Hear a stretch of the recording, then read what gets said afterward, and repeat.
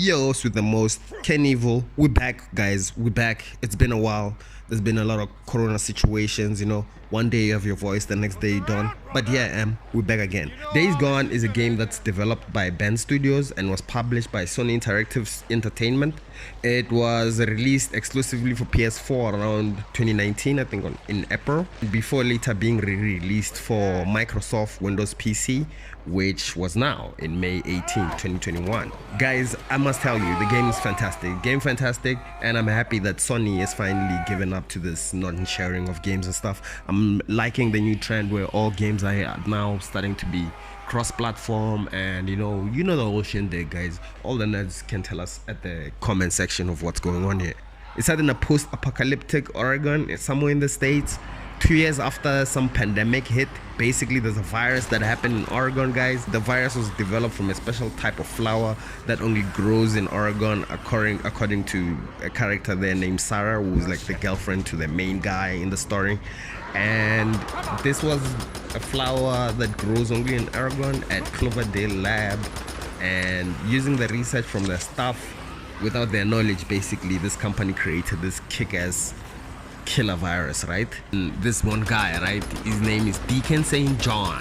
He's a former bike gang member, and I think it's Mongols and stuff. He's even wearing like the fit for it, as in the jacket, guys, for anyone who's slow out there. It's him and his buddy, his best friend, Booza.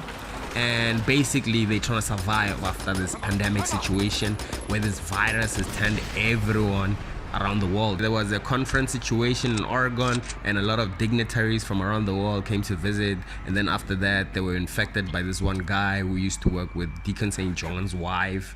And yeah, make a long story short, they flew home, and everybody in the whole world eventually got infected by this virus. Everyone is a zombie in the situation. The environment is very nicely done for an open world game. Think, guys, I would say GTA to Red Dawn. Yeah, it's like that kind of thing, right? And then these zombies are called freakers, right? And they just basically everywhere. They move in hordes, sometimes in small groups and stuff. Very exciting killing game if you really like that kind of thing. This game is played from a third-person perspective. Different kind of zombies, right? There's this massive big ones they call breakers. Obviously, it takes more to kill a breaker than a freaker. Freaker is just a normal zombie.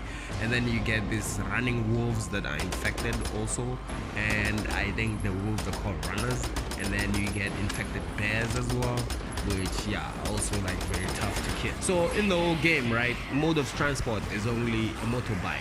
A drifter bike that Deacon is driving around in, and you get these various camps basically where you do errands for the camp and you get camp credits. Since the dollar, I guess, is not being used anymore, you use camp credits to update your guns, your bike, and everything else in your fit that you need, right? The zombies around the game react to environment as well.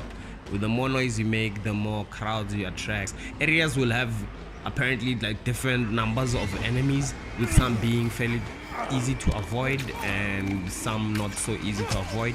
And like I said, you have freakers, which is like the easiest kind of zombie to kill, and then you have breakers, and you have all these running zombies. You have swarms of zombies where you get like 100 of freakers, or you get like titanium like hordes and stuff where you get like thousands, tens of thousands of them, which you can choose to either run or play it smart, or just confront them like me and just kill them like that, which makes a lot of noise. And the version of these zombies, it's called newts, which is like basically little kids that turned into zombies. And anyway, there's also non-infected animals to fight besides the wolves and the bears that I told you that are infected. So it's a very involved game, guys. Deacon's motorcycle is key to the game though, eh? Serving not only as transportation, you getting around the game, but also you can actually customize the bike, and you can actually hit enemies as you get more fluent in the game. I do it all the time. I do like little donuts and stuff and come back and just kill them. It also has NOS, which is very fantastic, but not so fast. But the game is also like somewhat, what can I say? The game is affected by the dynamic weather system, which each type of weather has different effects on the zombies.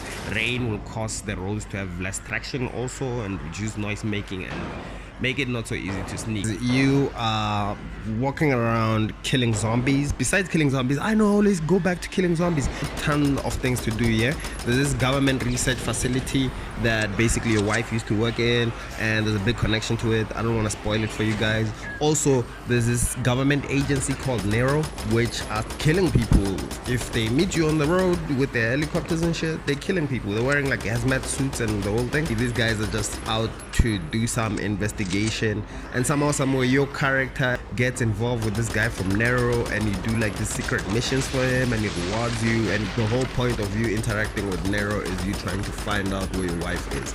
Besides the Nero situation, there's about 4-5 camps which you're going to meet as you progressing, and these camps do errands for them, and you upgrade your guns and your detail, including your motorcycle. Turn in ears for like dead zombies in there. You turn in bounties as well. You turn in like fruits and whatever herbs you walk around picking up in the game. Very similar to Red Dead Redemption. Very unique game by itself, and it can stand by itself.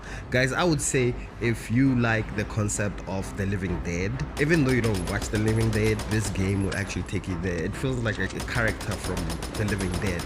I haven't played any Living Dead games, so I wouldn't be comparing this to anything like that, but this game is in that kind of environment. That's the story that's going on. If you know what's going on in The Living Dead, this is what's going on. This guy is looking for his woman, and that's about it. Addictive. It's a masterpiece. It's got the right functionality versus design. The art looks incredible. I've seen a lot of games that like are good, but then the voice acting doesn't really match up. The characters, how they talk and interact, sounds a bit robotic. This is perfect. The dialogues keep you interested, and the story is kind of nicely done.